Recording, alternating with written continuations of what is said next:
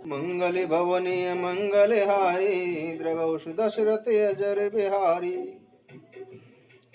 रावण महाबली होने के साथ अत्यंत कामी भी था। कामोन्मत्त होने के बाद वह अपनी मर्यादाओं को भूल जाता है। अपने पुष्पक विमान पर सवार होकर जब विश्व विजय के लिए एक वन प्रदेश से गुजर रहा था तो एक एकांत प्रदेश में उसने एक कन्या को देखा। तप के ओज से प्रदीप्त मुखमंडल वाली उस कन्या को देखकर वह राक्षस काम भाव से लिप्त हो उठा। उसने कन्या से एकांत विचरण का कारण और उसका परिचय पूछा तो कन्या ने बताया, मेरे पिताजी का नाम कुशध्वज है। वे ब्रह्माश्री वेदव्यासी के नाम से ऋषि समाज में प्रसिद्ध थे। क्योंकि जब वे वेद पाठ कर रहे थे उस समय उनके मुख से मेरा जन्म हुआ था, इसलिए मेरा नाम वेदवती पड़ा। मेरे पिता ने मेरा विवाह श्री विष्णु से करने की प्रतिज्ञा ली, जिससे शुंभ नामक दैत्य ने मेरे पिता का वध कर दिया। मेरी माता मेरे पिताजी के साथ सती हो गई। तब से मैं अपने पिता का संकल्प पूरा करने के लिए तप करती हुई इस निर्जर वन में अकेली ही रह रही हूँ। तपस्विनी कन्या का परिचय प्राप्त करने के बाद रावण प्रसन्न हुआ, क्योंकि उसे अपनी वासना को शांत करने के लिए किसी अवरोध का सामना नहीं करना था। वह बोला, देवी, इतना कष्ट उठाने की क्या आवश्यकता है? तुम मेरी भार्या बनकर उस सुख को भोगो जिसकी कामना तुम विष्णु को प्राप्त करने के बाद कर रही हो। यह कहते हुए उस स्वच्छंदचारी ने वेदवती का हाथ पकड़ लिया। रावण की इस करनी से वेदवती क्रोधित हो उठी। उसका हाथ वज्र के समान कठोर हो गया। वह स्वयं पर संयम करती हुई बोली, हे दुष्ट रावण, अहंकार में अंधा हुआ तू यह भूल गया है कि तुझे किसके साथ क्या व्यवहार करना चाहिए। मैं चाहूं तो अपने तपोबल से तुझे यहीं भस्म कर सकती हूँ, लेकिन मैं ऐसा नहीं करूंगी। इससे मेरा तप नष्ट होगा। तेरा नाश करने के लिए मैं दूसरा जन्म लूंगी। यह कहकर वेदवती ने स्वयं को योगाग्नि में भस्म कर लिया। जानकी और कोई नहीं, वेदवती का ही दूसरा जन्म है। इस जीवन को धारण कर वह अपने पूर्व जन्म की प्रतिज्ञा को पूरा कर रही है। इसे रावण का काल ही मानो। जो नीच जाति की और पापों की जन्मभूमि थी, ऐसी स्त्री को भी जिन्होंने मुक्त कर दिया। अरे महाबुद्धिमन, तू ऐसे प्रभु को भूलकर सुख की इच्छा करता है। चले राम त्यागा बने सो, अतुलित बल नर कह रही दो। बिरही एव प्रभु करत विरा विषादा, कहती कथा अनेक संवादा। श्री रामचंद्र जी ने उस वन को भी छोड़ दिया और वे आगे चले। दोनों भाई अतुलित बलवान और मनुष्यों में सिंह के समान हैं। फिर भी विरही की भांति विषाद करते हुए अनेक कथाएं और संवाद कहते हैं। लक्ष्मणी देखूं विपिन कई सोवा, देखत कई कर मन नहीं छोवा। नारी सहित सब खग मृग वृंदा, मानहु मोरी करत है निंदा। हे लक्ष्मण, जरा वन की शोभा को तो देखो। इसे देखकर किसका मन क्षुब्ध नहीं होगा। पक्षी और पशुओं के समूह सभी अपनी स्त्रियों के साथ हैं, मानो वे मेरी निंदा कर रहे हैं। हमें देखकर हिरणों के समूह भागने लगते हैं। तब हिरनियां उनसे कहती हैं, तुमको कोई डर नहीं है, तुम तो साधारण हिरणों से पैदा हुए हो, अतः तुम आनंद करो। ये तो सोने का हिरण खोजने आए हैं। हाथी हथनियों को साथ लगा लेते हैं। वे मानो मुझे शिक्षा देते हैं कि स्त्री को कभी अकेला नहीं छोड़ना चाहिए। ठीक तरह से चिंतित किए हुए शास्त्र की भी पुनरावृत्ति करते रहना चाहिए। अच्छी तरह सेवा किए हुए राजा को भी वश में नहीं समझना चाहिए। और स्त्री को चाहे हृदय में ही क्यों न रखा जाए, परंतु युवती, स्त्री, शास्त्र और राजा ये किसी के वश में नहीं रहते। हे तात, इस सुंदर वसंत को तो देखो। प्रिया के बिना मुझको यह डर पैदा कर रहा है। मुझे विरह से व्याकुल, निर्बल और बिल्कुल अकेला जानकर कामदेव के वन भौरों और पक्षियों को साथ लेकर मुझ पर धावा बोल दिया है। परंतु जब उसका दूत यह देखकर गया कि मैं भाई के साथ हूँ, तब दूत की बात सुनकर कामदेव ने मानो सेना को रोककर डेरा डाल दिया है। बड़े बड़े वृक्षों में लताएं उलझी हुई ऐसे मालूम होती हैं, मानो नाना प्रकार के तंबू तान दिए गए हैं। केला और ताड़ के बड़े बड़े पत्ते सुंदर ध्वजा पताके के समान हैं। इन्हें देखकर वही नहीं मोहित होता जिसका मन धीर है। सारे वृक्ष नाना प्रकार से फूले हुए हैं, मानो अलग अलग वेश धारण किए हुए हों।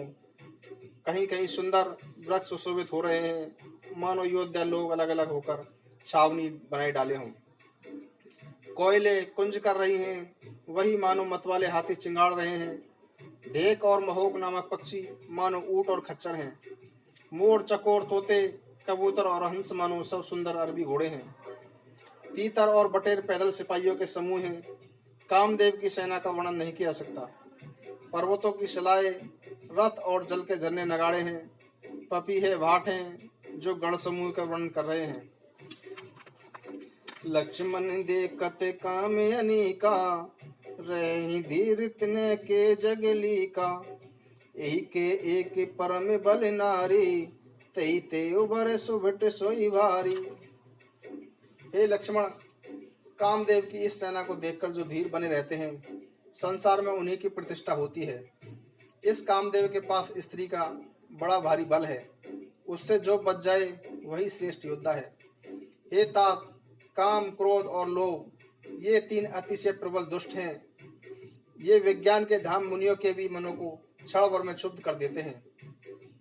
लोभ के इच्छा, दंभ, बल, काम के केवल नारी। क्रोध के परस बचन बले, मुनि भरे कहीं विचार। लोभ को इच्छा और अभिमान का बल है, काम को केवल स्त्री का बल है और क्रोध को कठिन वाणी का बल है। श्रेष्ठ मुनि विचार कर ऐसा कहते हैं। गुणातीत सचराचर स्वामी, राम उबा सब अंतर जामी। कामिनी के दीनता दिखाई, धीरन के मन वृत्ति दड़ाई। शिव जी कहते हैं कि हे पार्वती, श्री रामचंद्र जी गुणातीत, तीनों गुणों से परे, चराचर जगत के स्वामी और सबके हृदय की जानने वाले हैं। उपयुक्त बातें कहकर उन्होंने कामी लोगों की बेवशी दिखलाई है और धीर विवेकी पुरुषों के मन में वैराग्य को दृढ़ किया है। क्रोध, मनोज, लोभ, मद, माया, छूट ही सकल राम की दाया। सो नर इंद्र जाल नहीं भूला, जा पर होई सो नट अनुकूला। क्रोध, काम, लोभ, मद और माया ये सभी श्री राम जी की दया से समाप्त हो जाते हैं। वह नटराज भगवान जिस पर प्रसन्न होता है, वह मनुष्य इंद्रजाल माया में नहीं फंसता।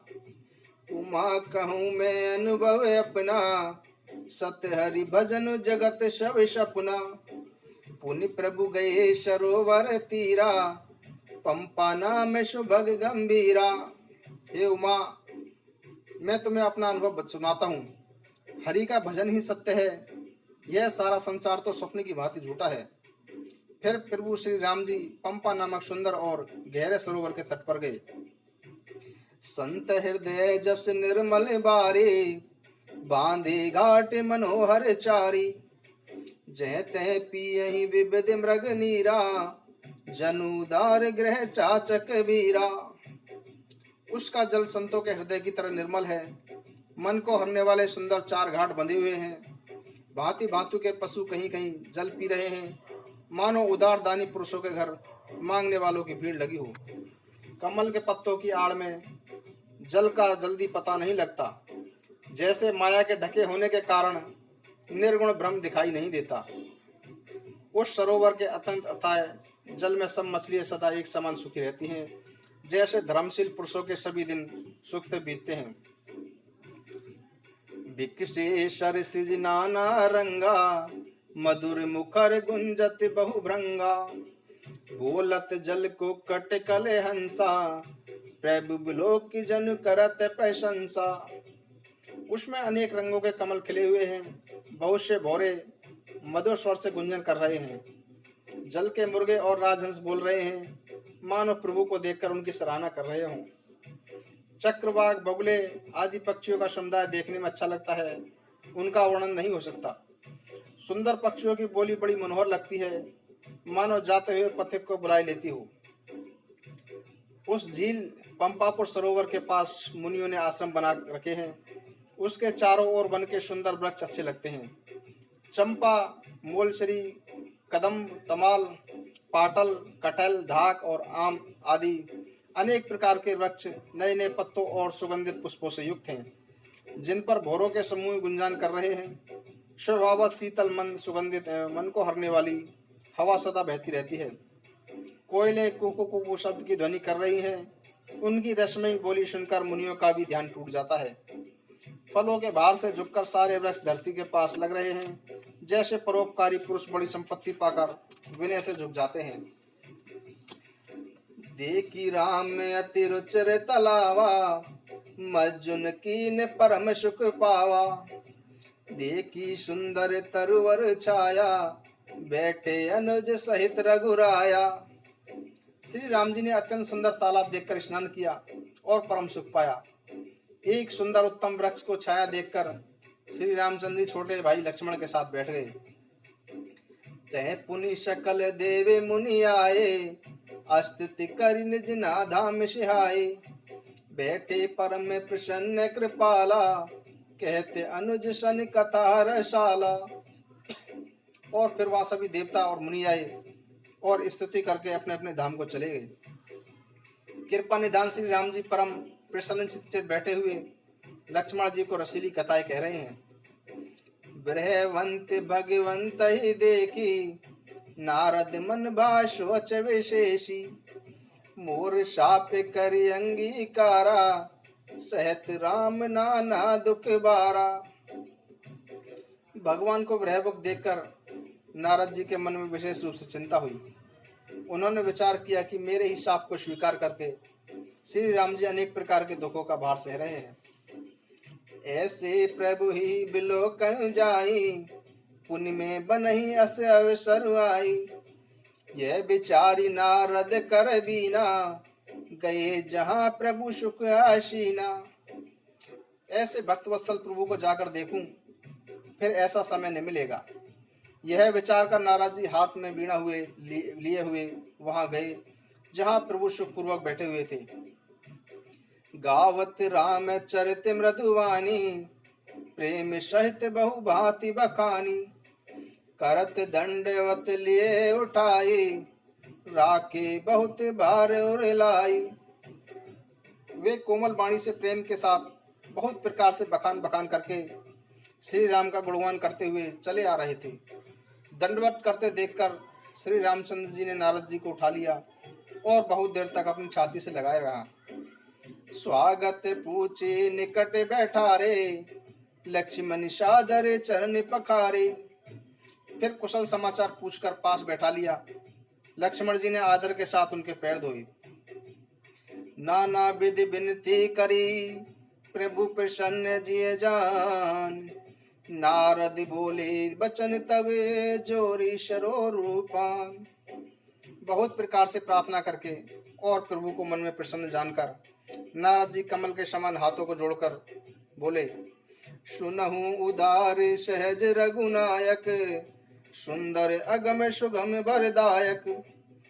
देहु एक बर मांगहु स्वामी, जदपि जानत अंतर जामी। हे स्वभाव से उदार रघुकुल श्रेष्ठ श्री रामचंद्र जी, सुनिए, आप सुंदर अगम और सुगम वर प्रदान करने वाले हैं। हे स्वामी, मैं एक वर मांगता हूँ, वह मुझे दीजिए। यद्यपि आप अंतर्यामी होने के नाते सब जानते ही हैं। श्री राम जी ने कहा कि हे मुनि, तुम मेरा स्वभाव जानते ही हो। क्या मैं अपने भक्तों को कभी कुछ छुपाता हूँ? मुझे ऐसी कौन सी वस्तु प्रिय लगती है जिसे हे मुनिवर तुम नहीं मांग सकते। जन कहूँ कछु दे नहीं मोरे, अश विश्वास तजहु जनि बोरे। तब नारद बोले हरि साई, अस बर मांगहु करहु ठिठाई। भक्त के लिए मुझे कुछ भी अदेय नहीं है, भूल कर भी ऐसा विश्वास मत छोड़ो। तब नारद जी हर्षित होकर बोले, मैं ऐसा वर मांगता हूँ, यह धृष्टता करता हूँ। यद्यपि प्रभु के नाम अनेका, श्रुति कह अधिक एक ते एका। राम सकल नामन ते अधिका, हो नाथ अग खग गण बदिका। यद्यपि प्रभु के अनेक नाम हैं और वेद कहते हैं कि वे सब एक से बढ़कर एक हैं, तो भी हे नाथ, राम नाम सभी नामों से बढ़कर हो और पाप रूपी पक्षियों के समूह के लिए यह वधिक की भांति हो। राका रजनी भगति तब राम नाम सोई सो, अपर नाम उड़गन विमल बसहु भगत और। आपकी भक्ति पूर्णिमा की रात्रि है, उसमें राम नाम ही पूर्ण चंद्रमा होकर और अन्य सभी नाम तारा समूह होकर भक्तों के हृदय रूपी निर्मल आकाश में निवास करे। एवमस्तु मुनीशन कहे कृपा सिंधु रघुनाथ, तब नारद मन हर्ष अति प्रभु पद नायऊ मात। कृपा सागर श्री रघुनाथ जी ने मुनि से एवमस्तु ऐसा ही हो कहा। तब नारद जी ने मन में अत्यधिक हर्षित होकर प्रभु के चरणों में सिर झुकाया। अति प्रसन्न रघुनाथ ही जानी, पुनि नारद बोले मृदुवानी। राम जवहि प्रेरऊ निज माया, मोहेहु मोहि सुनऊ रघुराया। श्री रघुनाथ जी को अत्यंत प्रसन्न जानकर नारद जी फिर कोमल वाणी से बोले कि हे राम जी, हे रघुनाथ जी सुनिए। जिस समय आपने अपनी माया को प्रेरित करके मुझे मोहित कर दिया था, तब विवाह में चाहूं कीना, प्रभु के ही कारण करे न दीना। सुनि मुनि तो ही कहूं सहरोषा, भजई जे मोहि तज सकल भरोसा। उस समय मैं विवाह करना चाहता था, हे प्रभु आपने मुझे किस कारण विवाह करने से रोक दिया। हे प्रभु बोले कि हे मुनि सुनो, मैं तुमसे प्रसन्नचित होकर कहता हूं कि जो सारी आशा और भरोसा छोड़कर केवल मुझको ही बसते हैं, उनकी मैं सदा वैसे ही रखवाली करता हूं जैसे माता बालक की रक्षा करती है। छोटा बच्चा जब दौड़कर आग और सांप को पकड़ने जाता है तो वह माता ही उसे आग और सांप से अलग करके बचा लेती है। सयाना हो जाने पर उस पुत्र पर माता प्रेम तो करती है, परंतु पिछली बात नहीं करती, अर्थात मातृपरायण शिशु की तरह फिर उसको बचाने की चिंता नहीं करती, क्योंकि वह माता पर निर्भर नहीं कर अपनी रक्षा अपने आप करने लगता है। ज्ञानी मेरे प्रणव सयाने पुत्र के समान है, और तुम्हारे जैसा अपने बल का मान्य करने वाला सेवक मेरे शिशु पुत्र के समान है। जनहि मोर बल निज बल ताहि, दो कह काम क्रोध रिपुआहि। यह विचार पंडित मोहि बजहि, पाहे हूँ ज्ञान भगत नहीं तजहि। मेरे सेवक को केवल मेरा ही भरोसा रहता है और ज्ञानी को अपना बल होता है, पर काम क्रोधी शत्रु तो दोनों के लिए ही है। भगत के शत्रुओं को मारने की जिम्मेदारी मुझ पर रहती है, क्योंकि वह मेरे परायण होकर मेरा ही बल मानता है, परंतु अपने बल को मानने वाले ज्ञानी के शत्रुओं का नाश करने की जिम्मेदारी मुझ पर नहीं है। ऐसा विचार कर बुद्धिमान लोग मुझको ही भजते हैं। वे ज्ञान प्राप्त हो जाने पर भी भक्ति को नहीं छोड़ते। काम क्रोध लोभ आदि मद, प्रबल मोह के धार, तिन में अति दारुण दुखद माया रूपिनिया। काम क्रोध लोभ और मद आदि अज्ञान की प्रबल सेना है। इनमें माया रूपणी स्त्री तो अत्यधिक दारुण दुख देने वाली है। सुन मुनि कहने पुराण सत्य संता, मोह विपिन कहूँ नारी बसंता। जप तप नेम जलाशय झारी, होई ग्रीष्म शोषई सब नारी। हे मुनि सुनो, पुराण वेद और संत कहते हैं कि मोह रूपी वन को विकसित करने के लिए स्त्री वसंत रूपी की तरह है। मोह रूपी वन को विकसित करने के लिए स्त्री वसंत ऋतु की तरह है। जब तप नियम रूपी संपूर्ण जल के स्थानों को स्त्री ग्रीष्म रूप बनकर सर्वथा सोख लेती है। काम क्रोध मद मत सर्वे का, इन्हें ही हरस प्रद वर्षाए का। दुर्भाषिना कुमुद समुदायी, तिनके शरद सदा शुक्रदायी। काम क्रोध मद और मत्सर डाह आदि मेढक हैं। इनको वर्षा ऋतु होकर प्रसन्न रखने वाली एकमात्र यही स्त्री है। बुरी वासनाएं कुमुदों के समुदाय हैं, उनको सदैव सुख देने वाली यह शरद ऋतु है। धर्म सकल सरिस वृंदा, हो यही में तन दहेम सुग मंदा, पुनि ममता जवाश बहुताए, पुलेहु नारी शिशिर ऋतु पाई। सारे धर्म कमलों के समूह हैं। यह विषय जन्य सुख देने वाली स्त्री हिमऋतु होकर उन्हें जला डालती है। फिर ममतव्य रूपी जवाश का समूह वन स्त्री रूपी शिशिर ऋतु को पाकर हरा भरा हो जाता है। पाप रूपी उल्लुओं के समूह के लिए यह स्त्री सुख देने वाली घोर अंधकारमयी रात्रि है। बुद्धि, बल, शील और सत्य ये सब मछलियां हैं और उनको फंसाकर नष्ट करने के लिए स्त्री बंसी के समान है। ज्ञानी पुरुष ऐसा कहते हैं। युवती स्त्री अवगुणों की मूल, कष्ट देने वाली और सभी दुखों की खान है। इसलिए हे मुनि, मैंने मन में ऐसा विचार कर तुमको विवाह करने से रोका था। सुनि रघुपति के बचन सुहाए, मुनि तन पुलक नैनी भरि आए। कहु कवन प्रभु के यश रीति, सेवक पर ममतारु प्रीति। श्री रघुनाथ जी के सुंदर वचन सुनकर मुनि का शरीर प्रफुल्लित हो गया और आंखों में प्रेमाश्रु भर आए। वे मनी मन कहने लगे कि भला बताइए, किस प्रभु की ऐसी रीति है जिसका सेवक पर इतना महत्व, ममतव्य और प्रेम हो। जो मनुष्य ब्रह्म को छोड़कर ऐसे प्रभु को नहीं जपते, नहीं भजते, वे ज्ञान के कंगाल, दुर्बुद्धि और अभागे हैं। फिर नारद मुनि आदर सहित बोले, हे विज्ञान विशारद श्री राम जी, सुनिए। संतन के लक्षण रघुवीरा, कहु नाथ भव भंजन वीरा। सुनि मुनि संतन के गुण कहूं, जिनते मैं उनके बश रहूं। हे रघुवीर, हे जन्म मरण के भय का नाश करने वाले मेरे नाथ, अब कृपा करके संतों के लक्षण कहिए। श्री राम जी ने कहा कि हे मुनि सुनो, मैं संतों के उन गुणों का वर्णन करता हूँ जिनके कारण मैं उनमें वास करता हूँ। मंगल भवनीय मंगल हारी,